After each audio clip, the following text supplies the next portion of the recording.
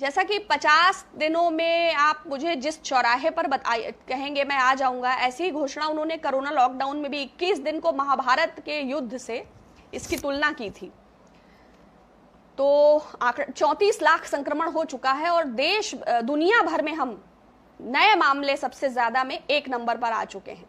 तो वायदा तो जगत गुरु और विश्व गुरु का था, संक्रमण के मामलों में हम 1 नंबर पर आएंगे ऐसा वायदा तो नहीं था, जबकि पूरी दुनिया के देश इससे काफी हद तक निपटने में सक्षम हो रहे हैं। और हमने अपना बहुत सारा समय, जब हमें इस पैंडेमिक की प्रिपरेशंस करनी थी, तब ताली थाली दिया बत्ती धूप बत्ती, कोई आपके समर्थक मशाल जला रहे थे, कोई आपके सोशल डिस्टेंसिंग को उड़ाते हुए जुलूस निकाल रहे थे, कोई पापड़ खाने की सलाह दे रहे थे, कोई स्नान करने की सलाह दे रहे थे, कोई नीम की पत्ती का धुआं ले रहे थे। तो आपने इस आपदा को इस स्थिति में लाकर खड़ा कर दिया, वैज्ञानिकता से इसका सामना नहीं किया। ये वही देश है ना, पहले बर्ड फ्लू भी आया था, बहुत सारी और बीमारियां भी आई, एक दौर वो भी था जब चेचक था, लेकिन हमने उबरा ना देश ने, कभी इम्यूनाइजेशन से, कभी वैक्सीनेशन से। आपको ये स्वीकार करना चाहिए देश के आगे कि 21 दिनों के वचन में आप विफल रहे और आपके चलते लोगों को कष्ट का सामना करना पड़ा।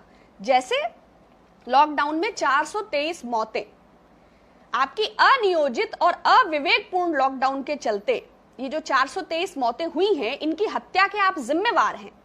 चाहे वो 17 मजदूर रेल की पटरी पर कट के, चाहे वो आवारा ट्रेनों में घूमते घूमते, आपकी सरकार ने ही मजदूरों की जेब से पैसे निकाल लिए, किराए उनसे मनमाने वसूले गए, खिचड़ी का उनसे पैसा लिया गया। 40-40 घंटे की यात्रा में 300 ml पानी, 2 मिर्चें और 2 ब्रेड देके आपने मजदूरों को सफर कराया। लाखों लोगों को हमने इन हाईवेज पर देखा, लेकिन राज्य सरकारों से आपने कोई तालमेल नहीं रखा।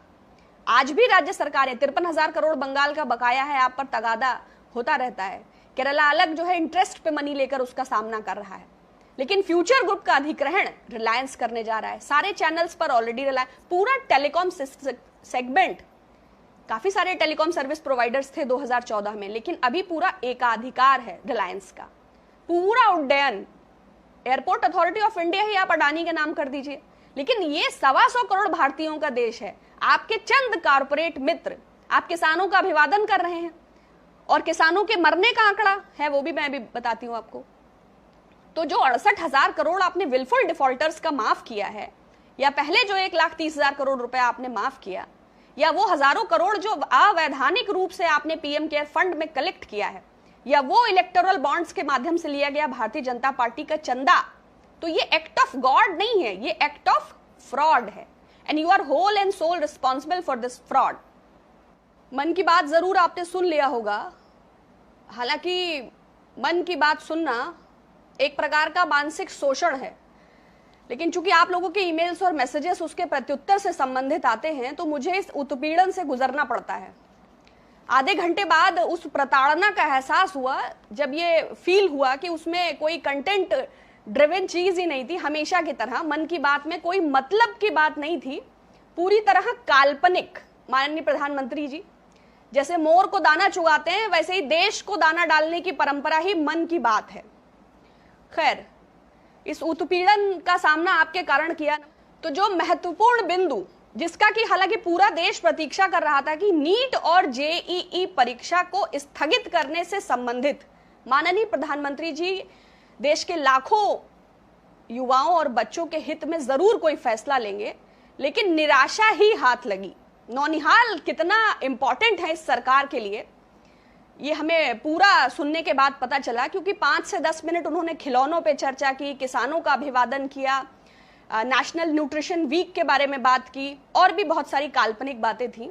तो ये हमेशा की तरह एक मोनोलॉग था। एक शेर है कि खामोशी छुपाती है ऐब और हुनर दोनों, खामोशी छुपाती है ऐब और हुनर दोनों, शख्सियत का अंदाजा तो गुफ्तगू से होता है। लेकिन चूंकि माननीय प्रधानमंत्री जी ने आज तक कोई प्रेस कॉन्फ्रेंस किया ही नहीं जिसमें आम चूसने के अलावा उनसे सीधा वार्तालाप स्थापित किया जा सके, तो शख्सियत का अंदाजा भी अभिनय प्रतिभा से लगाइए, वास्तविकता का अंदाजा लगाना थोड़ा मुश्किल है। काफी लोगों का यह प्रश्न आया कि आपके अनुसार क्या होना चाहिए। मेरे अनुसार सेशन को 0 कर देना चाहिए था और आयु सीमा में 1 वर्ष की वृद्धि कर देनी चाहिए थी, वही बच्चे आगे अप्लाई कर लेते। इस पैंडेमिक के समय गार्जियंस को या स्टूडेंट्स को या बच्चों को या इस तरह सेंटर्स को, इस समय देश की प्राथमिकताएं कुछ और हैं और ये फैसला मेरे हिसाब से तानाशाही। तो सबसे पहले तो उन्होंने किसानों का आभार और बधाई दिया, ये एक मोदी जी का स्टाइल है, चूंकि आभार व्यक्त कर दिया, अभिवादन कर दिया, बधाई दे दिया, तो अब ये कहने का प्रश्न ही नहीं उठता है कि न्यूनतम समर्थन मूल्य पे क्या बात की जाए, एमएसपी के लिए आपने प्रोमिसेस क्या किए थे, फसली बीमा योजना का क्या है, वितरण प्रणाली सही ना होने के कारण अच्छे अन्न प्राप्त नहीं हो पाते हैं। अभी आपको याद होगा बायर ने जो गेहूं के जो बीज दिए गए थे उसमें बालियां ही नहीं पैदा हुई, पूरे ब्लॉक के लोग बहुत परेशान हुए थे। भंडारण की व्यवस्था में कमी है, क्यों किसान अपना कोई विधानसभा के बाहर आलू डाल जाता है, कोई टमाटर फेंक जाता है, क्यों इस पैंडेमिक के समय जबकि सप्लाई चेन मैनेजमेंट बाधित हो गया, प्राकृतिक आपदा से तमाम लोग ओलावृष्टि से पीड़ित रहे, सरकार ने कोई सहायता क्यों नहीं दी। तो ये अभिवादन, आभार, बधाई, कृषि रजिस्टर, फला ऐप, डायरेक्ट, ये सारी बातें 6 साल 7 साल से सब लोग देख रहे हैं, उससे आजिज आ चुके हैं। माननीय प्रधानमंत्री जी, आपकी अकाउंटेबिलिटी फिक्स होती है, आप सत्ता में हैं। पूरा मन की बात सुनने के बाद इच्छा होती है कि दीक्षा ले ली जाए, सब कुछ पीएम केयर में दान करके आगे बढ़ जाया जाए, क्योंकि कुछ बचा ही नहीं है। तो इतना मोटिवेशन इस समय देश को नहीं चाहिए। जब मध्यम वर्ग को सीधा राहत चाहिए थी तो डायरेक्ट बेनिफिट ट्रांसफर के बजाय आपने सारी ईएमआईज जो है वो ब्याज लग लग कर आ रही है, एक कुछ वेव ऑफ करने की भी फैसिलिटी नहीं दी। हजारों लोगों के काम धंधे खत्म हो गए हैं, लोग बेरोजगार हो गए हैं और आप काल्पनिक बातें कर रहे हैं।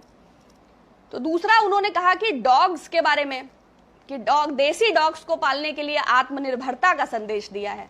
तो मेरी समझ से तो ये परे था थोड़ा सा, आपको समझ आया हो तो एक्सप्लेन करिएगा, क्योंकि लोग अपने बच्चे नहीं पाल पा रहे हैं। तो और आत्मनिर्भरता की आवश्यकता तो मुझे लगता है भारतीय जनता पार्टी को है। कब तक ये विधायकों की खरीद फरोख्त करके दूसरे राज्यों पर निर्भर रहा जाएगा। पर माननीय प्रधानमंत्री जी और मुख्यमंत्री जी का ध्यान आकर्षित करना चाहूंगी कि बधाई, अभिवादन, सहयोग, संस्कार, आत्मनिर्भरता, इस शब्दकोश से बाहर आते हुए धरातल पर लोगों को नकद नारायण की भी आवश्यकता होती है। अगर सिर्फ शब्दों से सारे ट्रांजैक्शंस हो जाते तो सारे किराने की दुकानों पर लोग आत्मनिर्भरता और ये संयम और नियम और धैर्य, और तो फिर सब लोग पंचतंत्र की कहानियां पढ़ते और देश में रामराज्य स्थापित हो जाता। किंतु यह वास्तविकता नहीं है देश की। माननीय प्रधानमंत्री जी, थोड़ा गौर कीजिए। आप जिस स्तर की बात करते हैं माननीय प्रधानमंत्री जी, भारत को थोड़ा करीब से देखिए। यहाँ का लिटरेसी रेट देखिए, यहाँ का, शायद आप ज्यादा विदेश रहने के कारण भारत की जलवायु, भारत के जनमानस, भारत के जनसामान्य, भारत की संस्कृति, भारत की शिक्षा और भारत के लोगों से परिचित ही नहीं है। जैसे निर्मला जी कहती हैं ना कि 6 से 18 लाख रुपए मध्यम वर्ग की आय है, तो उन्हें पता ही नहीं है लोग धरातल पर कैसे जीते हैं। लोग भूख से जूझ रहे हैं, प्यास से जूझ रहे हैं, तमाम जगहों पर पानी की समस्या है। आपकी योजनाओं के लोकार्पण से या ये जो आप अपनी मशीनरी के हवाले करने के बाद इतिश्री कर लेते हैं, या ऐप डाउनलोड करने से, या प्ले स्टोर पर जाने से, या फ्री इंटरनेट प्रोवाइड होने से, ये भारत को चलाने की व्यवस्था नहीं है, क्योंकि यह वह भारत नहीं है जिसकी आप कल्पना कर रहे हैं। फ्रीडम स्ट्रगल का भी उन्होंने जिक्र किया। अच्छी बात है, कभी कभी मोदी जी फ्रीडम फाइटर्स को भी याद करते हैं, लेकिन मैंने देखा है कि हमेशा वो, आज तो रविन्द्रनाथ टैगोर और गांधी जी का उदाहरण दिया, गांधी जी का उदाहरण जरूर देते हैं। गांधी जी की सिंप्लिसिटी को ऑब्जर्व करिए। 8th या 9th में होता था ना, Gandhi ji and the coffee drinker करके एक स्टोरी भी थी। जिस आडंबर और वैभवशाली जीवन को प्रधानमंत्री जी आकर्षित रहते हैं जिससे, वो तो गांधीवाद नहीं है। ये हालांकि उन्हें ये मालूम है कि इस देश को रूल करने के लिए गांधी का एग्जाम्पल लेना जरूरी है, क्योंकि गोडसे के समर्थकों को संसद तो पहुंचाया जा सकता है, लेकिन गोडसे और गोलवलकर के उदाहरणों से मन की बातें नहीं की जा सकती। उसका रास्ता चरखा और बापू से जाता है, तो उदाहरण में वो जरूर ले लेते हैं कि भाई एक कॉम्पोजिशन होता है किसी फिल्म का, जैसे हर जॉनर होता है ना कि थोड़ा सा एक लव स्टोरी, एक विलेन, एक आइटम सॉन्ग, थोड़ा कॉमिक, थोड़ा सटायर, दैट इज एक हिट मूवी का एक कॉम्पोजिशन, डेविड धवन टाइप।